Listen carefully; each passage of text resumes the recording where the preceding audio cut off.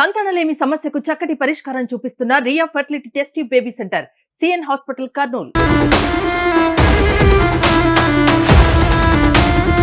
Cyanide తో క్షణాల్లో హత్య చేయడం వీరికి వెన్నతో పెట్టిన విద్య.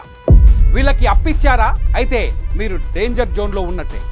అప్పిచ్చిన వారి పట్ల అనురాగాన్ని ఒలకబోస్తారు, ఆప్యాయంగా ఆహారాన్ని అందిస్తారు. ఆ ఆప్యాయత అనురాగం వెనుక ఓ కుతంత్రం ఉంటుంది. అప్పులు ఎగ్గొట్టాలనో, బంగారు ఆభరణాలు దోచుకోవాలనో, ఆస్తులు కాజేయాలనో ఇలా ఏదో ఒక లక్ష్యంతో అంతులేని మమకారాన్ని చూపిస్తారు. వారి బుట్టలో పడితే ప్రాణాలు దక్కనట్టే. ఇలా ఒకరిద్దరు కాదు, ఏకంగా నలుగురిని హతమార్చారు. ఇదంతా చేసింది కరుడుగట్టిన కండలు తిరిగిన నేరస్తులు కాదు, సాధారణ ముగ్గురు మహిళలే.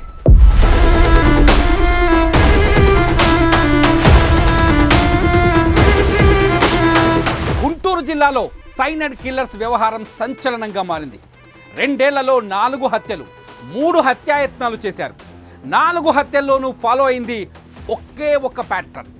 ఆహార పదార్థాల్లో సైనైడ్ కలిపి మర్డర్ చేయడం వారి స్పెషాలిటీ. గుంటూరు జిల్లాలో ఈ ఏడాది జూన్లో జరిగిన హత్య కేసును ఛేదించే క్రమంలో మిగతా 3 హత్యలు వెలుగులోకి వచ్చాయి. ఈ ముగ్గురిలో వెంకటేశ్వరి అలియాస్ బుజ్జి మెయిన్. ఆమె తల్లి రమణమ్మ కూడా నిందితుల్లో ఒకరు. వారిద్దరికీ తోడు రజని అనే మహిళ కూడా ఉంది. ఇలా వీరు ముగ్గురు కలిసి 2022 నుంచి నేరాలు చేస్తూనే వస్తున్నారు. సైనైడ్తో చంపేస్తున్నారు. సైనైడ్ కలిపిన పదార్థం తీసుకోవడం వల్ల గుండె ఆగిపోతుంది. దాంతో అందరూ హార్ట్ అటాక్ అనుకొని కేసులు కూడా పెట్టడం లేదు. కానీ మొన్న జూన్లో ఓ మహిళను చంపారు. మృతురాలి కొడుకు కేసు పెట్టడంతో పోలీసు విచారణ చేపట్టారు. దాంతో అస్సలు నిజాలు వెలుగులోకి వచ్చాయి.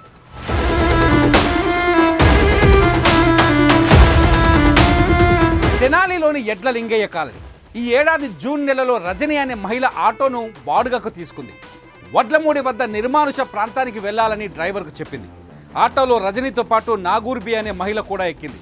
వీరితో పాటు వెంకటేశ్వరి అలియాస్ బుజ్జి అనే మహిళ ఆటోను ఫాలో అవుతూ బైక్పై వచ్చింది. మార్గ మధ్యలో ఆటో డ్రైవర్ చేత రజని ఫ్రీజర్ కొనిపించింది. రజని, నాగూర్బి, వెంకటేశ్వరి వడ్లమూడి సమీపంలోని నిర్మానుష ప్రాంతానికి చేరుకున్నారు. అక్కడ నాగూర్బికి ఇవ్వాలనుకున్న బ్రీజర్లో సైనైడ్ కల్పించారు.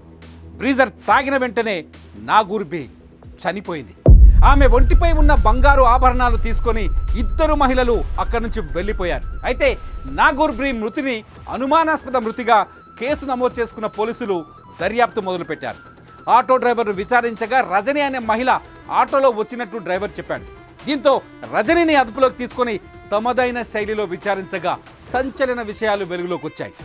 బంగారు ఆభరణాల కోసం నాగూర్బికి సైనైడ్ కలిపిన బ్రీజర్ తాగించినట్లు ఆ 2 మహిళలు ఒప్పుకున్నారు. దీంతో కథ పట్టబయలేంది.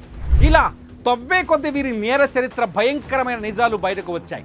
2022లో మార్కాపురంకు చెందిన సుబ్బలక్ష్మిని ఆమె ఆస్తి డబ్బులు, బంగారు ఆభరణాల కోసం ఇదే తరహాలో మద్యంలో సైనైడ్ కలిపి చంపారు.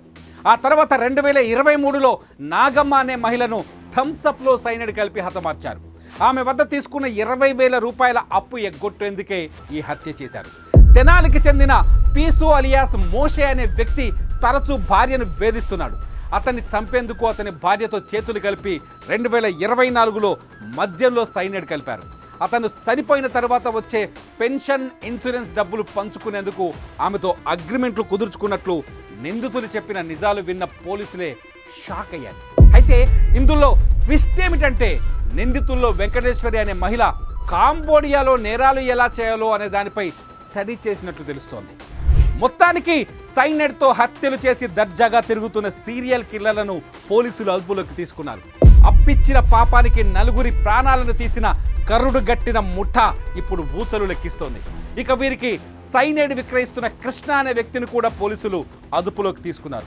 నమ్మకంగా మన మధ్య ఉంటూ చిటికలో ప్రాణాలు తీస్తున్న ఇటువంటి వారి పట్ల అప్రమత్తంగా ఉండాలని ఎస్పీ సూచించారు.